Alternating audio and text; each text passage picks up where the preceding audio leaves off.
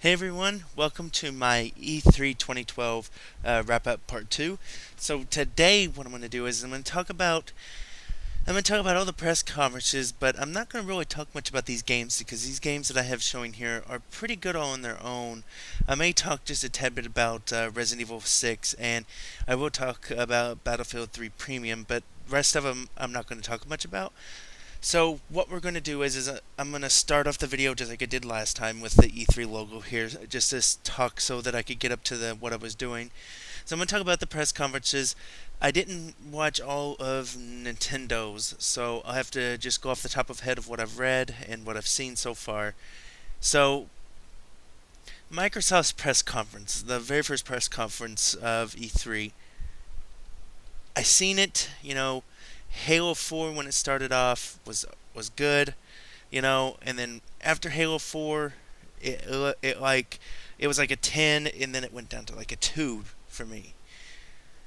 Now I may be raging on Microsoft a little bit here, and I guess I own a 360 if you haven't already known that, but I just have some points that I think should listen to, which I know they won't, but these are the points that I think that would be good for it, and it's kind of stupid in a way that they didn't announce, more games during the press conference, and this year you could tell that Call of Duty was not their focal point like Modern Warfare 3 was last year, and this year it was more on apps and less on games and more that that's it, more apps.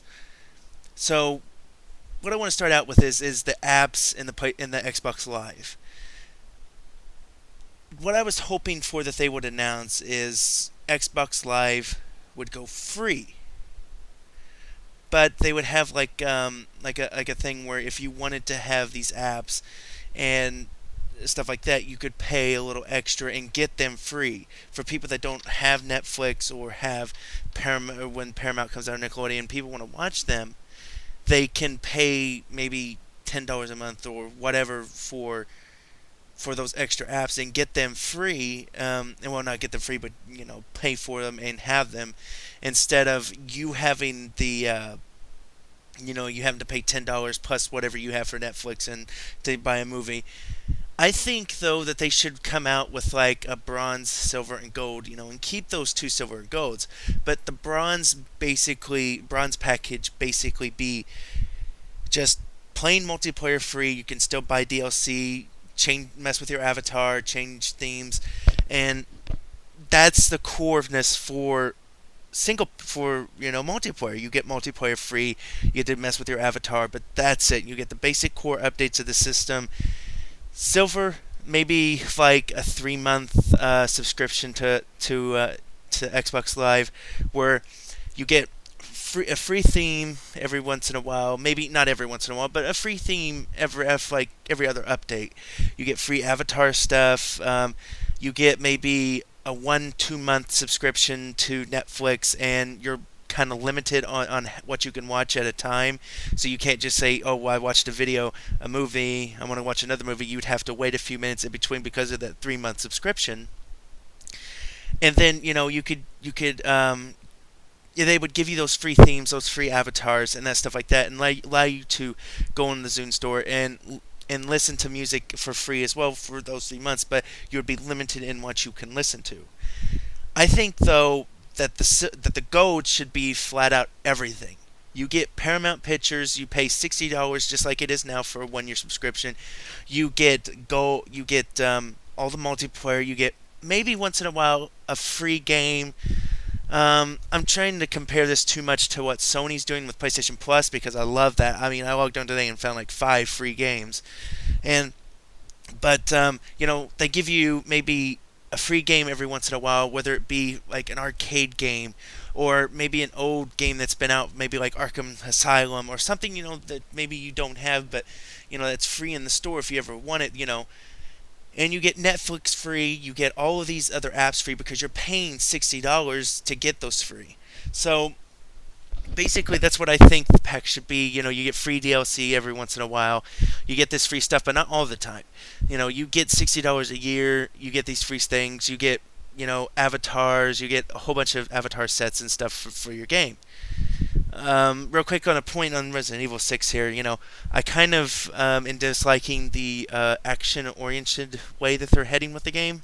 So, that's why I'm not liking Dead Space 3 that much because it looks like it's gonna go action. So I'm gonna try to stick with other zombie games this year. Maybe not Resident Evil 6, but I may rent it.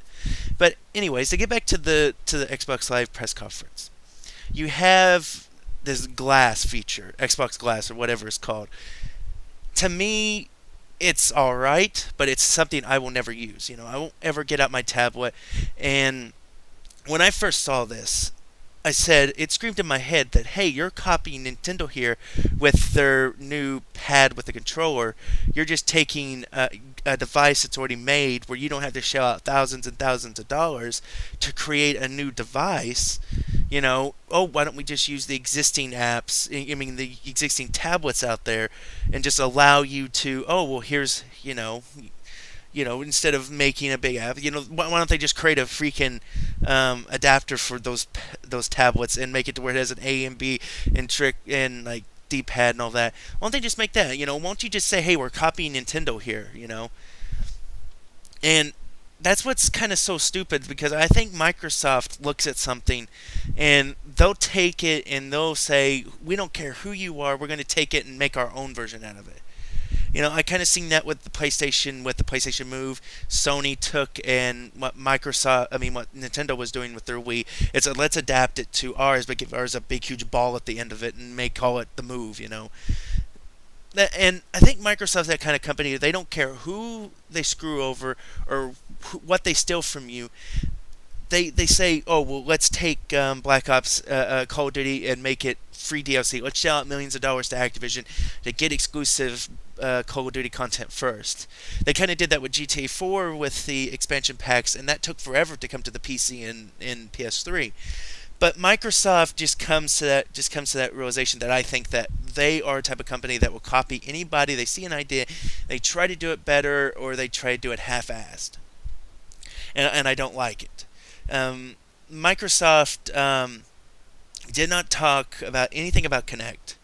We got a little voice commands in Madden. I don't play Madden. Last Madden I played was like Madden 2008, 9, I think, 8 or 9, and I don't have a Kinect. I will never cease to buy one, and I just think it's stupid.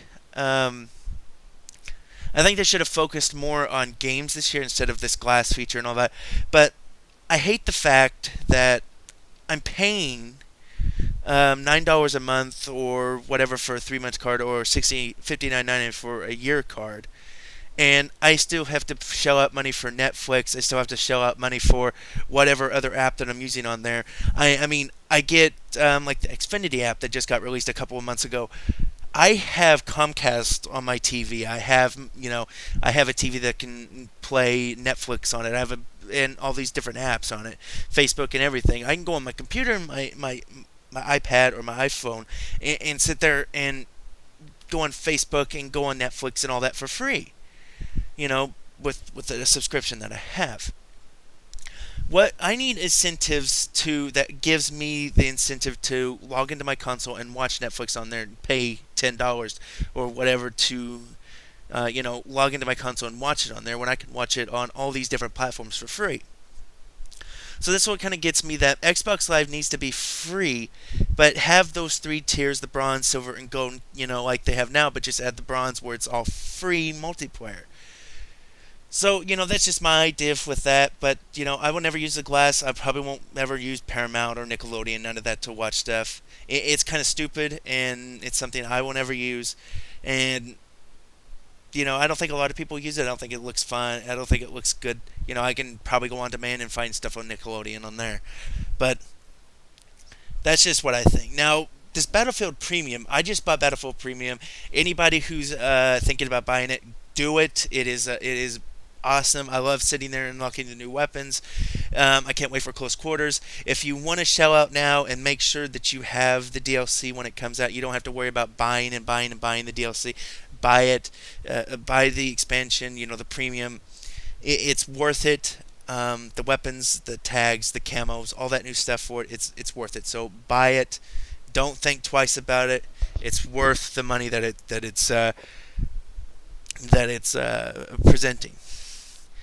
Now let's move on to Sony's press conference. It kind of shocked me that they didn't talk about the Vita. I mean, they talked two games I think about the Vita.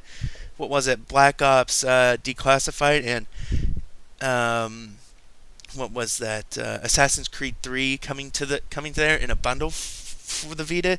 You know, I was hoping for more exclusive games. I was hoping for where's the Killzone game that we were promised. That was being announced. Where's all these different exclusive games? I want to see a Ratchet and Clank game exclusive to the Vita. I want to see a whole bunch of other games exclusive. Why not bring Battlefield 3 to the Vita? I mean, that would work. I mean, the Vita could handle that. Why not announce Medal of Honor Warfighter for the Vita or something like that? That would be awesome to see, because I play my Vita, but I only play. I have all these UMD games, and it's kind of I play it only within. I only play Uncharted on it, and I play Star Wars Battlefront Elite Squadron, because that was one of the games I bought on there to download.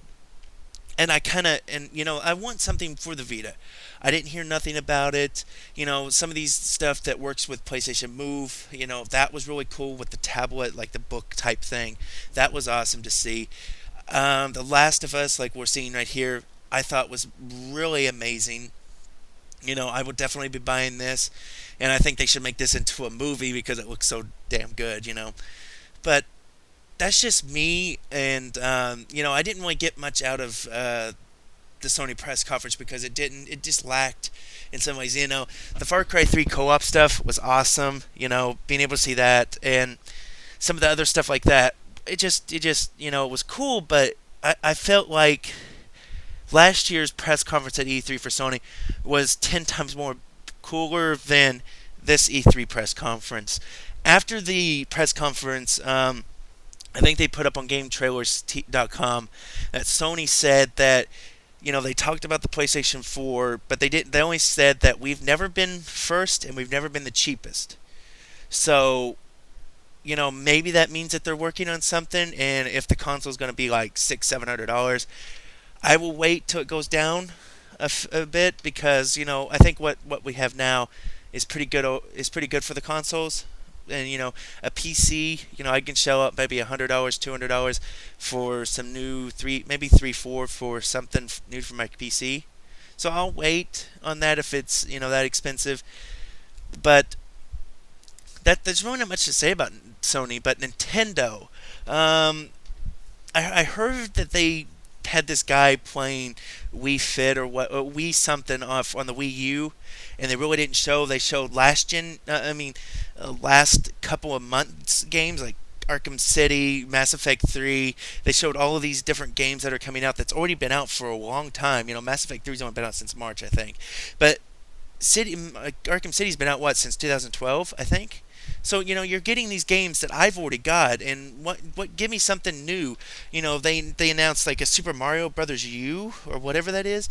I want something cool for that. Assassin's Creed 3, I think they said was announced for that, and that's pretty cool.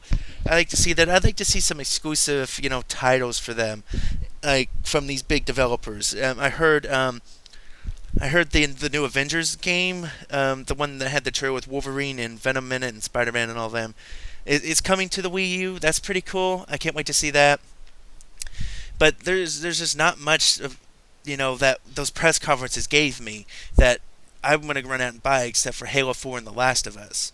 But that's pretty much it for those press conferences. Now EA, Ubisoft, I'll probably do in the next part 3. They're pretty. They got some pretty good games in there that I really want to buy. But looking at Assassin's Creed 3 here, I think it's going to blow my mind when I play it, get it in my hands on the PC. Hopefully, it comes out on the PC. I haven't seen it announced for the PC yet. But nonetheless, if it's on when it comes out on the PS3, I will buy it. If it's not on the PC.